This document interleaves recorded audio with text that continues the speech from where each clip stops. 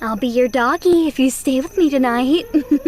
What do you say? Today's subject, unconventional warfare tactics. We no longer live in an age where a man has to look into the eyes of his enemy to run his target's uninstallation program. Long gone are the days of honor, dignity, and the time-honored tradition of tax evasion through lead implantation. Anyone stuck in the past is a fool. Anyone stuck in the present is a coward. But most importantly, this video is not going to make much sense because the voices in my head continue to be too loud, and it turns out I have no idea how to finish this Guild Wars 2 series. So if you stick around to hear the schizophrenic ramblings of a man that's been unhinged by the Guild Wars 2 story, then that's a you problem. This is the end of my core playthrough of Guild Wars 2. It definitely had its ups and its downies. So come with me one last time as the Guild Wars 2 devs wage an entirely new form of psychological warfare on my fragile mental state that now makes me understand how they managed to gaslight their player base into enjoying jumping puzzles while also getting 45-year-old men with a few hours to spare each night to enjoy playing online Barbie instead of finishing the main story questline. This is the one where I hit level 80 and actually get to play the game from here on out. It's all been leading up to this moment. Every painstakingly bland cutscene, every well-endowed Norn woman we've come across, every moment of enjoyable gameplay and underwhelming story has led us here. And like a goddamn soldier being chased down by a $5 drone with a grenade strapped to it, I've held my composure under pressure. I have ascended!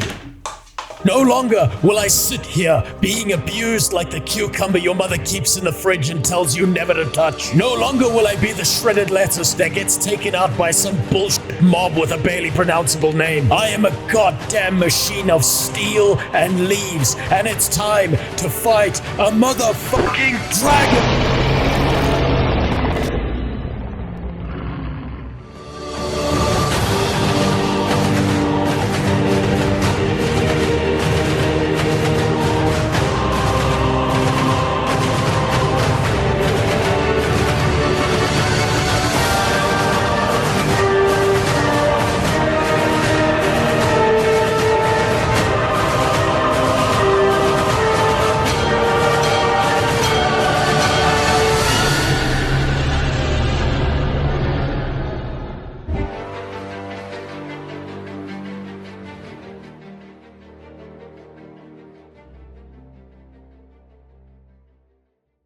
But before we get into it, I think it's time I told you about today's sponsor, Geneva, and their non-existent conventions. Because in my darkest moment, in the depths of only still being level 51, while the depression of knowing that I will never be a PvP master of Guild Wars 2 because I neither have the attention span nor the time had not yet fully set in, came the bright, beautiful, burning dawn.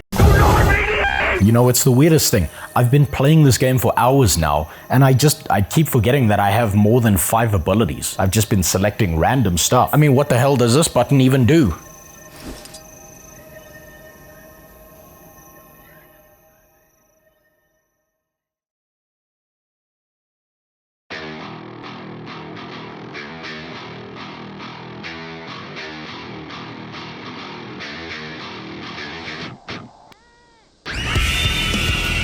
I was simply following orders. Okay, sure, maybe I should have aimed at the big zombie dragon in the sky, but who's to say that those children at the Azuran orphanage aren't in on his plan somehow? Can you really look at one of these hideous, malformed, disgusting faces and think that I, their obvious savior from life, am not doing them a favor by toasting them like a fucking strudel in an oven?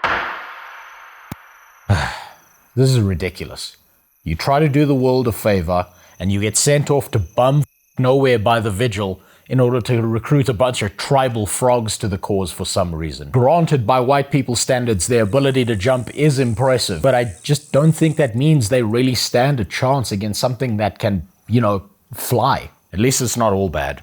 At least our buddy Forza Racing stuck by our side this entire time. It's a good thing nothing bad's ever gonna happen to him, and that not even the Guild Wars 2 devs are dumb enough to take that away from us. Stupid French assholes. I bet I could jump that high if I tried.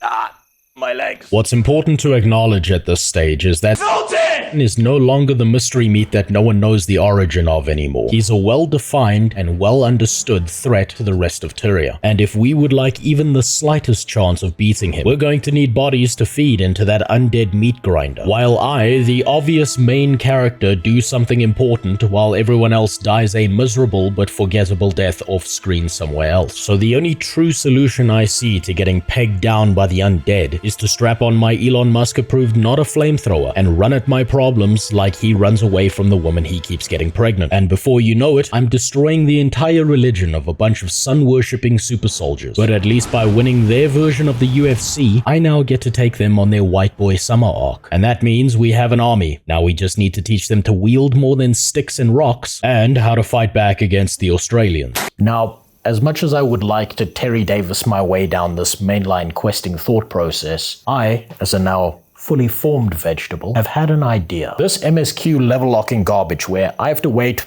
until I hit some multiple of 10 in order to experience any degree of story questline whatsoever it's just beyond retarded, and it's really starting to chafe on my under-moisturized gamer nipples. Now, obviously, I'm not going to harp on this too much because I've already done so in every other video I've made, but it is a recurring annoyance, and the more I think about it, it's not alone in being that. So far, Gated World 2 has been this amazing showcase of exceptional ideas, but the problem is some of these executions feel like they came straight out of North Korea.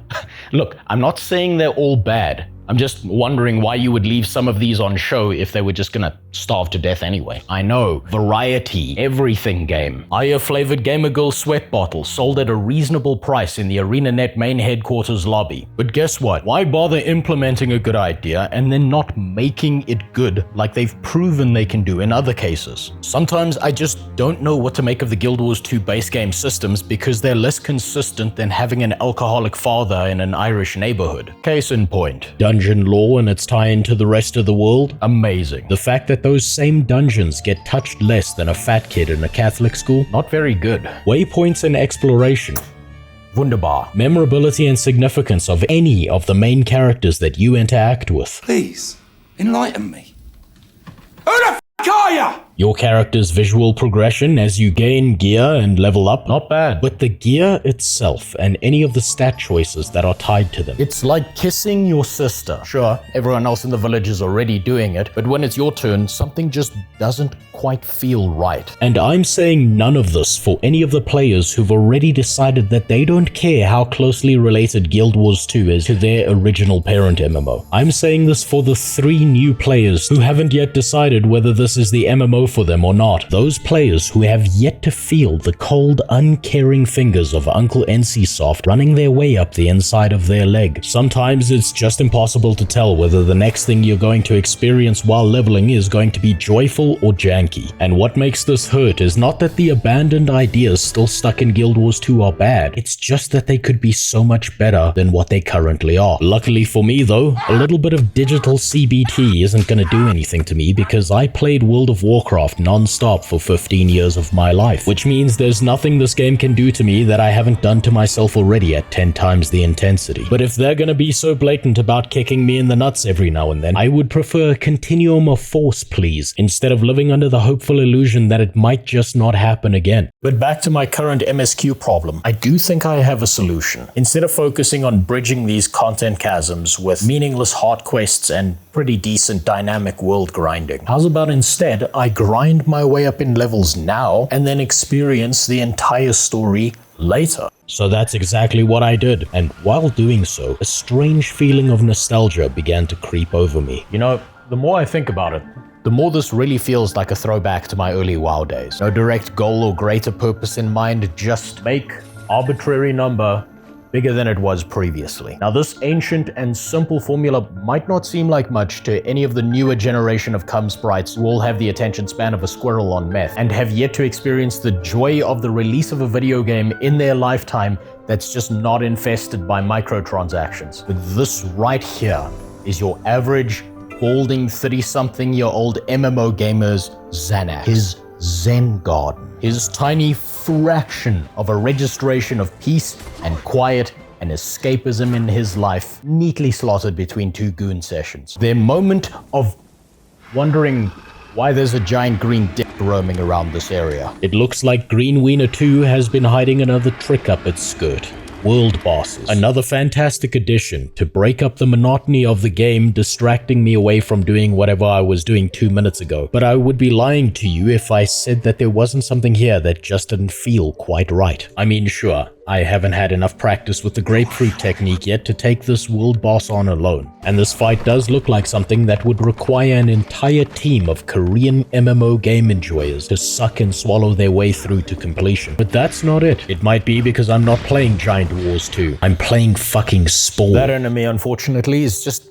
not anything special. It's just the supersize me version of a regular mob that also hasn't left the cell stage of the game yet. Part of the reason that this game ends up in this dementia patient riddled space, where some things feel repetitive as all hell and others feel novel and interesting, is because of the design decisions that are being made here. I've said this before, but in 2012 they did this amazing job with all the variety of the biomes, the landscapes, and the world building, and then they just fell flat on their face, reskinning and rescaling the exact same mob over and over again. And I can already hear some of the Guildworms 2 veterans screeching at me from their chairs right now.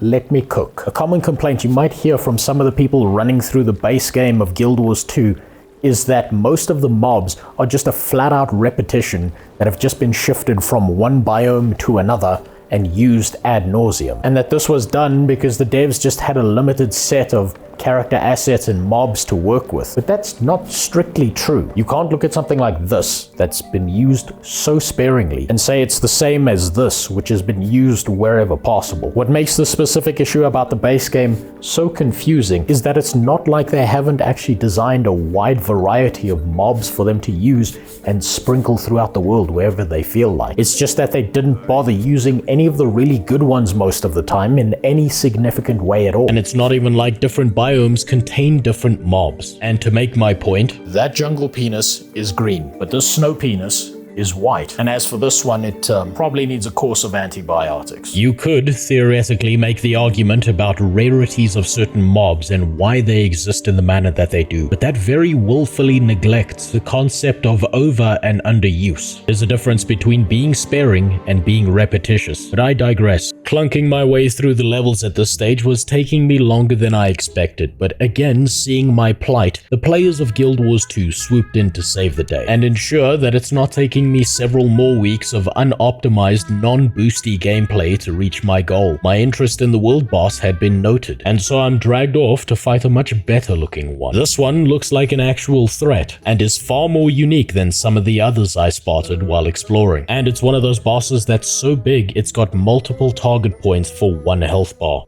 Finally, some tasty f***ing leveling content. This is what I'm talking about.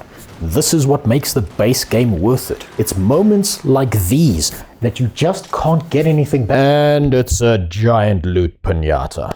Turns out the player base of Gender Whipping 2 beat the shit out of this mob on such a regular basis that we probably need a petition to change its name to 1950s Housewife. Once again, I've been hit by the Guild Wars 2 patented cognitive dissonance, where the big scary shadow monster isn't actually a threat, he's handing out participation trophies. While fighting the shot behemoth, I didn't even see a single person come close to death. It's quite literally a thing that exists in-game for people to use and abuse for loot at a quite regular frequency. But hey, who am I to complain at this point? It did bump me an entire 6 levels, and now I can get back to the main story questline, all without breaking my rules of level boosting. My self-imposed exile has come to an end. The Vigil is calling upon us once more, and in the spirit of cooperation against Tyria's greatest threat, all the equal race representatives of the world and Wanasura are gathered under one banner to figure out what needs to happen next. I left a misunderstood villain. I return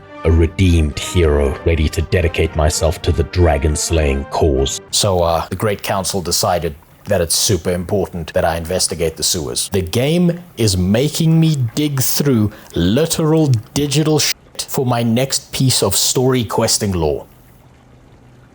How incredibly self-aware. What's different now though is that unlike the early game quests, this is directly relevant to the larger world and story that's happening around us. What we've lost in substandard personal storytelling is hopefully being made up for in larger overarching world story. And there's no having a world story in Guild Wars 2 without roping in Lion's Arch again. Look, I know I said before that this city only exists to play Fashion Wars 2 and for a convenient trading post, but story-wise at least, this is more than just a place for hairy underdressed men to show off the skin-tight pants on their female characters. This city is basically the only neutral ground we've seen in the game, and it's also a fantastic place to be around other players if you have a time machine and can go back to 2013. And just like the modern player base, we don't care about Lion's Arch. We care about the little dingleberry attached to it known as Claw Island. And on Claw Island is a fortress that I definitely didn't forget the name of, which was built in the hopes of preventing enemies from getting close enough to Lion's Arch to reenact Pearl Harbor. Now, being the world's best 5D chess player, has realized something that the defenders of Lion's Arch have not. If you can't Pearl Harbor your original target, then why not Pearl Harbor the thing that's preventing you from doing that? Checkmate, theologists. There is no God, because I see no intelligent design here. Look, all of what I'm saying here is not too important. I'm just trying to give you some context. What really matters at this stage is that the game is finally giving us something memorable to play our way through. An awesome siege that actually feels like it has weight and impact on the world. The first undead attack launched against us is small, probing, and only enough to shut down the nude beach. Not really a big loss because I saw no female Norn lying on it. The dragon is testing us for weakness. He might not be a mystery to us at this stage, but we are definitely still a mystery to him. And the game appears to be hinting that he's trying to figure out if we even have a counter to anything he would do to us. And unfortunately, we don't. And so in a shocking twist, the undead do what's most logical and immediately throw everything they have at us, sparking a full-scale battle in the process. Everyone here is fighting for their lives. The music makes the tension palpable. Every moment that passes, the battle sways in one direction or another. We battle our way through a wide variety of undead that we've only ever seen in much smaller quantities than before this moment. And when we finally gain the upper hand by sinking the undead ship that's been the single cause for all this chaos, this happens.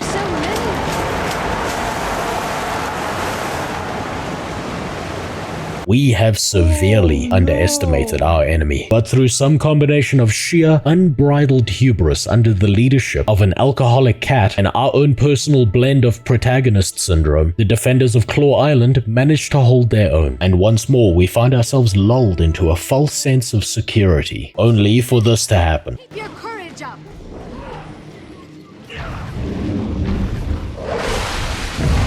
You may notice that this dragon bears a striking resemblance to a large piece of broccoli we defeated in the past a long time ago. What a fantastic callback to the beginning of the game when we were told that this exact thing was going to happen. And never before this moment would I have ever considered a monkeypox dragon with a vomit breath attack anything but a writer's personal fetish, but somehow Guild Wars 2 made it work. This is pretty cool from both a foreshadowing perspective and the perspective of trying to make things feel as hopeless as possible. After all the plot and compositional failures that we've seen from the Guild Wars 2 writing team so far, I didn't expect them to be able to pull something like this off, but they did. They pulled me off, and it felt great. What's even more unexpected is that something interesting happens at the end of the story arc. We lose the battle. We lose Claw Island. Never before this moment has this game made me lose anything more but an erection knowing that people unironically enjoy playing Asura. The dragons in a single attack, using one mini-me dragon and a few boats, has proven that fighting an unstoppable wave of undead head-on is not going to work. So we need a better plan than thinking we can just charge in and beat up the elderly. Other than that, and probably for plot reasons, all of us escape unharmed and in one piece. Well, hold on. Where's my foreskin? Son of Kern. That was him that ran back through the door, wasn't it? Right. Fuck the story. I mean, why bother when they just keep on taking the most memorable parts of it away? Time then to speedrun some filler. The next story arc revolves around taking back Claw Island. We didn't war crime hard enough when defending the fort, so we war crime twice as hard at Lion's Arch, when the undead arrive at the front door and win this time. It's now up to us to figure out how to kill the zombie dragon, or if that's even possible. And so who better to ask than our mom? And in typical woman fashion, instead of helping, she asks what my greatest weakness is so she can store that information and weaponize it against us later, and sends us on a vision quest to Eastern Europe to witness the apocalyptic future of what happens when you're born as a Serbian. Our vision quest shows us both the horrors of the past and the future we're trying to prevent. And I shit you not, the game tells me that once upon a time, the Kang of Or and his people were all slaves. And the future involves lesbian plant ladies smashing their papayas together out in the open for everyone to see. Wait. Why are we trying to prevent this future again? Once we snap back to reality, there's only really one question on my mind. Mother, what the f did you put in those brownies? None of that information was applicable to our current problem. But I never get an answer because got tired of waiting and attacked our home base of Vigil's Keep. And so now I need to rush over there to save everyone. Not too big of a deal. I'm the protagonist after all. So I play a little catapult piano, win back our keep, and now it's time to go back to fighting over the same patch of dirt in the ocean that we already lost once. The return siege is almost as epic as the first time we were here, and we get to kill that dragon that kept vomiting at us like he'd just got done watching a Chris Chan sex tape. This time, we win back the island and everyone celebrates. But more importantly, more than just the Vigil and those two other useless organizations that have done nothing up until this point are now aware of exactly how powerful the dragon is. I can only imagine what kind of abilities he would pull on us if we had to fight him directly. Oh, I can't wait for this final fight. It's probably going to be so far beyond anything I can even imagine. I mean, just look at the army of undead we've already had to contend with. I'm really starting to think that this is just going to be the ultimate showcase of what Guild Wars 2 is capable of. At this point, who really cares how discombobulated the story is? By the end of this all, we get to have the ultimate showdown with an undead, insane dragon. Okay, enough with the mental jack-off session. Back to prepping for the flying undead apocalypse that's coming our way. It falls to me now to try and handicap the flying nightmare lizard, all while making my allies as handy-capable as possible. So I kill another necromancer that looks exactly the same as the last one. Oh, sure, I'm the problem because all the necromancers look the same. You know, despite being 13% of the undead, we do all of this so we can access his Gmail account and read the spicy conversations he's been having with his boss. Do you even know what the legal definition of sexting is? There's only really 3 important story beats that happen in this next arc. First, we play a little Harriet Tubman and the Underwater Railroad, free some slaves from the fish snake people who now have to pick their own underwater cotton, and discover that they've also been hiding a Dragon Ball that Zhaitan is allergic to. Second, we meet Norn Mommy 2.0 and Water Wings Mommy 1.0. And third, we fondle those balls off the fishmen and Norn Mommy 2.0 gets captured. Now, aside from the objectively correct decisions that Geisha Wars 2 is making right now by building us a personal harem, the story has once more become a mess, but a mess in a completely new way. All these quests actually are important, but they feel like chore work at best and doing the dishes with a toilet brush at worst. You'd think that if I, the obvious protagonist, is off doing all these little wacky side adventures, that everyone else has to be doing something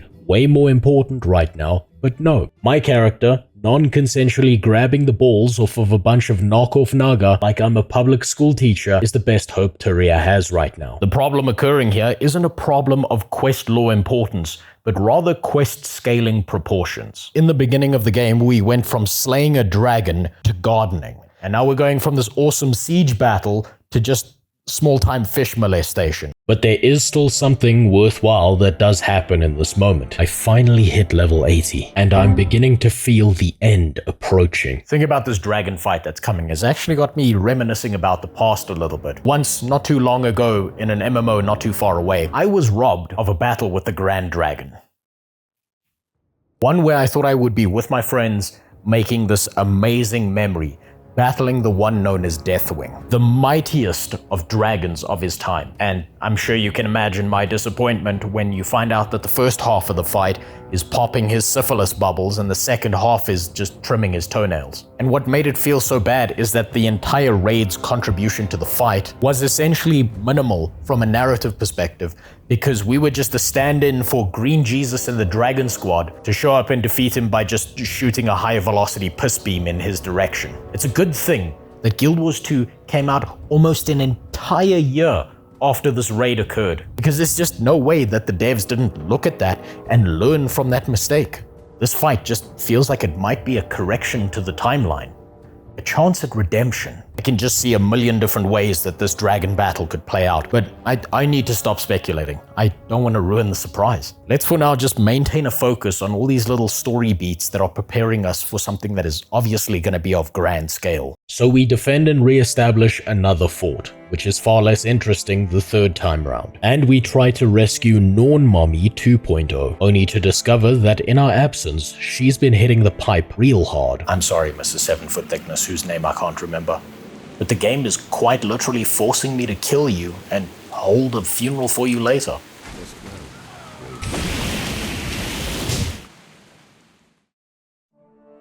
It's moments of sadness and loss like these that bring us together to fight under the same banner. Or at least that's what all the NPCs at this funeral that wasn't for foreskin told me I should be feeling at this point in time. But the problem that the game devs don't seem to realize is if the model on the character's legs are more well developed than the plot behind them, I just can't bring myself to care, aside from maybe busting a few fat nuts out while the body's still warm. What this all roughly translates to is the idea that we need to stop defending and take the fight to Zhaitan before he snatches up another piece of premium ass. And luckily for us, Blue Widowmaker has a plan. It's just too bad her plan is the exact same plan we've been perfecting up until this point in the MSQ, chasing down MacGuffins. After spending enough time doing exactly that though, I do bump into some lore-relevant enemies worth murdering. They may have eluded me on first encounter, but what's important is that we finally found a way to start f***ing with Grandpa Zhaitan's oxygen tank. And shockingly, it turns out that he has the exact same weakness as every other person in the retirement village. His soft, squishy eyes and his moist little mouth. As is convention in any form of self-defense, we first go after his eye by baiting it with that one mirror that was part of that one quest line that no one remembers or cares about. Unfortunately, our trap becomes his trap and he gets the mirror to teleport us to the worst place imaginable.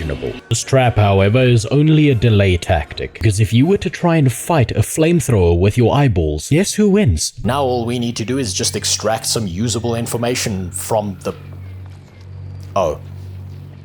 It's a good thing that Gore Wars 2 is filled with all this magic and shit, or we'd really be in trouble right about now. As far as I understand it, in this magical world we can still extract information from the body by reviving it just a little, and through the magical art known as terrorist interrogation, where we hook a live car battery up to its nuts, we can get it to tell us exactly what we want to hear. After a few short rounds of not neglecting the ball, we find out exactly where Zhaitan's mouth has been hiding, and it's being put to work how you'd expect. So we meet up with an even newer Norn Mommy 3.0 who seems to specialize in the proper application of skin-tight yoga pants and get ready to attack. Hey, do you know what I think would be a really great idea right about now? Is if we sent Cheeks and a teeny tiny squad into that mansion all alone instead of all just barging in there and making Ruby Ridge look like a fucking joke. What's that? Devs read my mind. I expected nothing less. At this point, I could tell you how good this mansion invasion section is, how neat, clean, and tight it all feels, as we're pulled into the zone of polite insanity, where everyone is acting like the outside world doesn't exist, where everything we're seeing is in this suspended state of reality with a light illusion cast over it. And whenever we break that illusion, we discover that everyone is actually an undead monstrosity being puppeteered by a discount magician. But instead, I just can't help but notice that this segment of the game is yet another moment where we lose one of our most valuable in-game assets. I have a question for God. Why? But either way, with the death of Snoo Snoo Mountain 3.0, we trade evenly and take out the mouth of Zhaitan. This is the turning point moment for my character, and the moment where the war against the undead really kicks off. We are no longer a joke to the flying disease crocodile, who'd been patiently waiting for me to finish all those side quests. Everyone and everything alive is now a threat, or at least that's what I would say if I wasn't immediately put right back on side quest duty. It's already beyond obvious to me that the main story questline itself is entirely optional, and that a player could completely ignore it and have a great time hitting max level by just exploring and doing any one of the million random things out in the open world, because everything in the game gives you XP in one form or another. So why would they even bother with this very strange limitation? I can name everything memorable that's occurred in the main story questline on one hand so far. Death by Snoo Snoo, Forgul, Siege Battle. And that's not even neglecting the fact that the Siege Battle was so good that they snuck another 2 in along the way. But none of that really matters right now, because these right here are the last moments of base game Tyria. This is the final build up to the inevitably awesome first-hand battle with Zhaitan. The side quests eventually end and point us in the direction of the battleground against the unstoppable flying god of undeath. The armies that have been assembled under our banner begin their gruesome march towards the heart of the dragon's forces. The land is treacherous, unstable, and near impassable, and the only way we're getting to that dragon is by air. So we battle our way to a clearing, towards the sky taxi that's going to take us to the ultimate climax of this experience. Our path is blocked by the incoming hordes of undead sent our way. This is a gasp of panic and fear given form by the dragon, who knows exactly how much danger he's in. This is the calm before the storm, a moment of redemption for some, of reflection for others. So I think right about now is about the perfect time for me to tell you what I really think about the Guild Wars 2 base game experience, before what's obviously going to be the world's best dragon battle just entirely corrupts my opinion and makes me want to say nothing but good things about the game. It kind of goes without saying that this Guild Wars 2 leveling experience has been a rather wild ride and a smattering of both good and enjoyable moments mixed in with quite a few bland ones. There's no numerical rating I can slap on this that's going to explain exactly what this has been to me, what it hasn't been, and what it should have been. The Guild Wars 2 base game MMORPG experience is not good, but it's not bad either. Much like most other games in this genre, the problem is that the leveling experience of Guild Wars 2 falls deep into the trap of just being an extended game tutorial. You work your way through it, and then actually get to play the game only once you've hit max level. And from what little I can tell from the expansions beyond this point that's just been unavoidable to me, I can see why so many people just keep saying the line to me, keep playing, it gets better bro, once you've hit max level, just get into the expansion, which I would usually just write off as a copium-filled cop-out of the chair dwellers who've tied their identity far too closely to a game they enjoy playing. But it does hold a kernel of truth to it, and if someone were to ask me, what were MMORPGs like back in the early 2010s, with a little bit of hand-holding and a lot of variety, the only real answer I could give them is to go and play the base game of Guild Wars 2. This is just one of the most well-preserved pieces of MMORPG history that's still in a playable state even to this day. There's no need to go cobble and pirate together some private experience for a game that's dead, because this one just isn't. There's plenty to enjoy about this game, and plenty that could have been a lot better. And that's kind of the reason she's so memorable to me. She might be old and busted up. She might ramble on with a story that makes no sense, like an escaped mental patient in your local McDonald's. She might very well be stuck in a graphical state that can only be improved upon so much due to engine constraints and age. But it's all those flaws that end up making her such a beautiful game, even now in her declining years. Some MMOs age like milk, others like a fine wine. This one aged like the grease you'll find at the bottom of a crack pipe. All it takes is if you can find that spark of wonder within yourself, and you might just end up still having a great time. This is not the neat, clean, psychologically optimized game that's been built by a bunch of bumbling idiots in a backroom who can't help but think to themselves, now how do we go about fundamentally and soullessly changing everything we care about so that we can hop on a trend and release a game that's going to die within the next 5 minutes. but rather by a bunch of nerds with a game engine and a dream. And maybe they couldn't, at the time, figure out how to add in all the mechanics that they wanted to the way they wanted to. Maybe they had no clue how to seamlessly integrate dialogue moments into the scenes of the world around them. And sometimes maybe they couldn't write a story good enough to save their own innocent mother from the electric chair and left their wiki to make up the difference. But I just can't help but end up respecting what they've built here. The bones of this game are pretty solid, but they're also not bones that everyone is gonna enjoy, and there's nothing wrong with that. In fact, that's one of the reasons I think this game still has a player base and why people still enjoy playing it, myself included. This might be a game that's trying to have everything in it, but it's also not one of those games that's built for everyone. Oh yeah, and one more thing.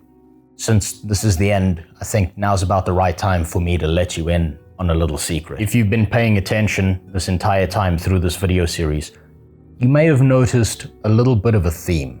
Because you see, I've been lying to you. Julie Nathanson, now being the new player that I am, And I'd be lying to you again. Now is about the time for me to really apologize to you because I lied again. I think I've been lied to. I've been lying to you since the very beginning, and not a single one of you indicated to me that you'd seen through my ruse at all. You just sat there in your optimal C-shaped gamer pose, gobbling whatever up that I fed to you. I said so many times that the base game's story and lore that you're gonna come across is just not worth paying attention to. And to make matters more confusing for you, I even lied in all the comments I put under the video about how much I knew about the game itself, just to keep that illusion going. See, the reality is that your personal character story might range from absolutely boring as all hell to fantastic, but the main world itself, the world building, is incredibly good, because I know exactly which toe on Queen Jenna's bare, unwashed feet that Logan got to suck on in exchange for letting his friend Snaff die at the hands of the Dragon Kralkatorek. I know that the humans in Guild Wars 2 are really just illegal border-hopping immigrants who didn't even bring any decent recipes across the dimensions when they came to visit. And I know exactly why the nightmare exists. But there's ultimately a reason why I lied to you the way I did. The leveling experience that you might get going from 1 to 80 is worth experiencing firsthand for yourself, even if just the once. And undoubtedly, you'll likely have a different one than I did. Truthfully, you don't need some YouTuber or streamer telling you how you should or shouldn't be playing this game. You don't need some ultra-optimized best start guide to get going. You don't even need the Guild Wars 2 wiki. But what you might just need is a push in the right direction. A gentle nudge to let you know that this game still exists. And hey, base game's free, so you might as well try it out. And if it turns out that this game is just not for you, then there's nothing wrong with that either. But at least you can say that you gave it a first-hand try in order to figure that out. All jokes aside, I hope that I've at least managed to convey that message to you, that this game is at least worth trying out for yourself. Because one day, this game might just be gone forever. But I think, at least for now, that's enough of me trying to emotionally manipulate you into playing this game. It's time to go fight a dragon.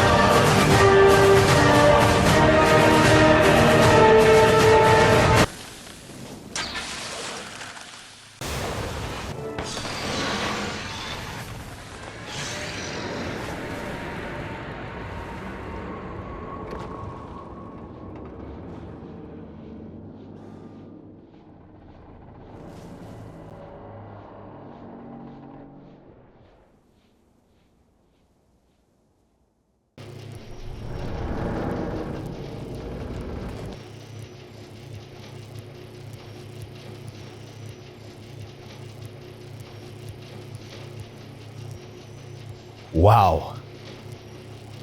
What an unfathomably irredeemable, gigantic pile of shit.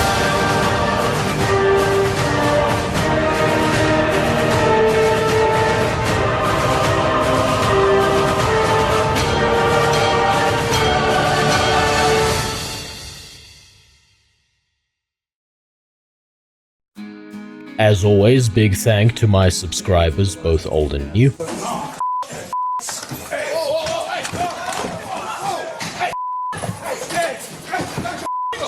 And a special thank to the Bad Dragon Deletion Super Soaker department, who stuck with me this long in hopes of me ever getting this video out before the final launch of Ashes of Creation in 2099. One day, I'll fix up the Patreon, just for you guys. Anyway, more content soon. Bye.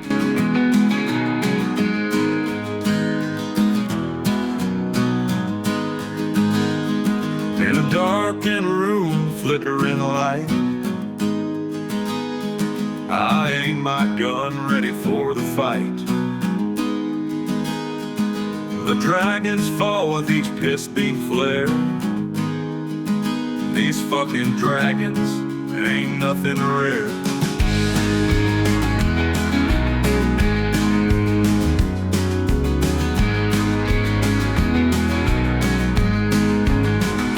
Sitting here, keyboard in my hand, in a world filled with care but no real plan.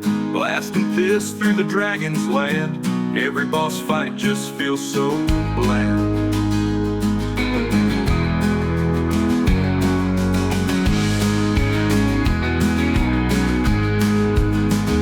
Sitting here, keyboard in my hand, in a world filled with care but no real plan. Blasting fists through the dragon's land, every boss fight just feels so bland.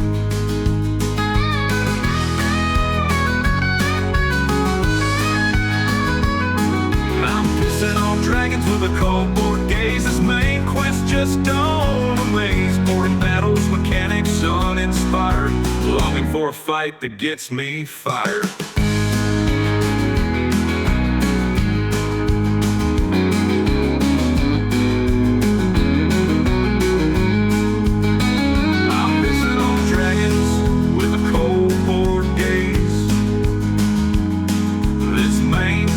Just don't amaze.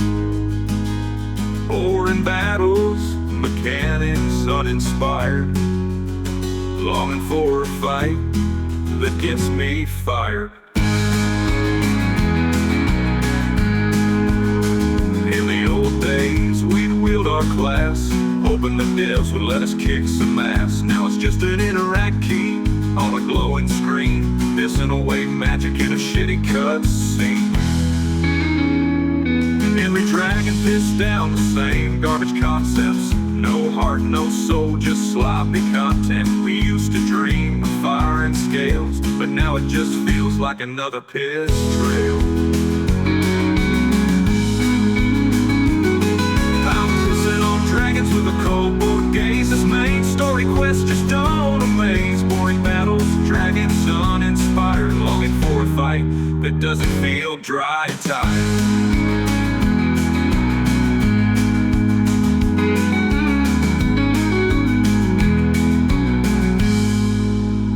I'm pissing on dragons with a cold board gaze.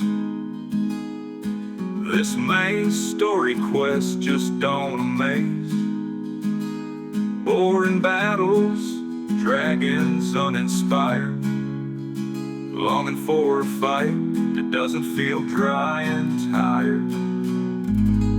Man, this was, as a 5-man dungeon instance, even that would be sloppy. This whole fight is f***ing trash.